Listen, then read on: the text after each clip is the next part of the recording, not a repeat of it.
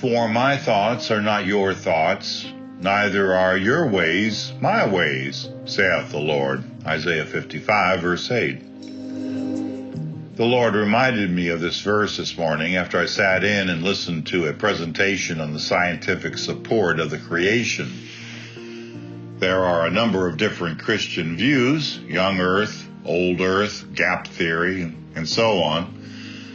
Now, please don't think that I'm downplaying the importance of knowing something about these theories and the biblical and scientific evidence that there are proponents of each theory used to support their positions.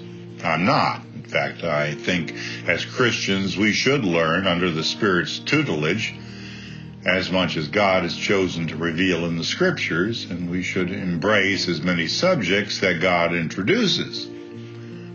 That's why you find my blogs are topical rather than systematic. Frankly, I have no idea from morning to morning what I will write. My blogs are based on what the Spirit prompts me to write, coming from my morning devotional, which spans reading through the Bible and a couple of sermons each day. However, this morning I was deeply grieved by the news that Christians in Iraq were given an ultimatum to either convert to Islam or to leave quickly. This is now back in 2014.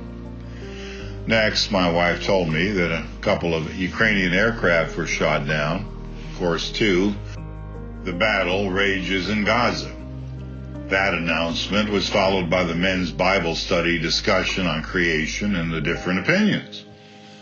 During that discourse, the scientific issue of global warming was raised, not the temperature, the issue.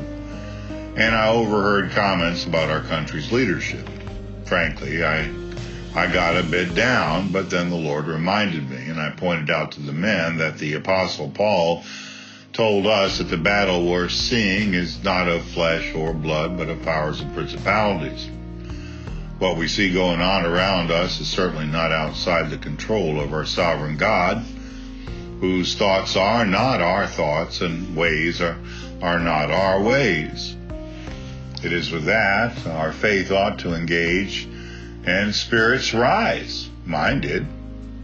As my faith and confidence increased, I found myself pondering the events of the day in context with what the Scriptures alluded to during the last days. It just seemed to me that the current political and global discussion points are centered on moving us more closely toward a new world and one world order. As for some of those points, mankind seems to be pushing global warming to fill the vacuum that the secular removal of God created. Some significant and life-threatening issue had to be put into place to bring a godless society together in a unified outcry of dread and global reform in emissions control. In America, Russia, Ukraine, Syria, Iraq, and Israel, Gaza, we're seeing conflicts that deal with borders, which opens the door to a host of potential threats where no boundaries are observed. In Iran, we learn of their push to develop a nuclear weapon and to subvert any effort towards peace in the region, especially regarding Israel's autonomy and continued existence.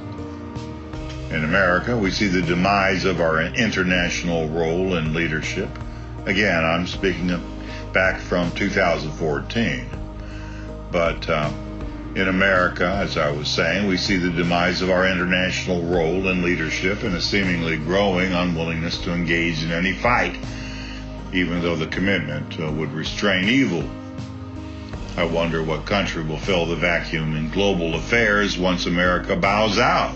China, Russia? Under whose political influence will we ultimately submit? Oh well, I'm not going to think for God or to anticipate his next move. After all, his thoughts are not mine. Well, not exactly as to who, what, where, and when. We know the why. God will bring Satan's rebellion to a close. Nonetheless, God did give us his word, his Son and Spirit, and Jesus told us to be watchful of the seasons. For that reason, let us walk humbly with our God and remain ever watchful, Just remember what Jesus told his disciples. These things I have spoken unto you, that in me ye might have peace. In the world ye shall have tribulation, but be of good cheer. I have overcome the world.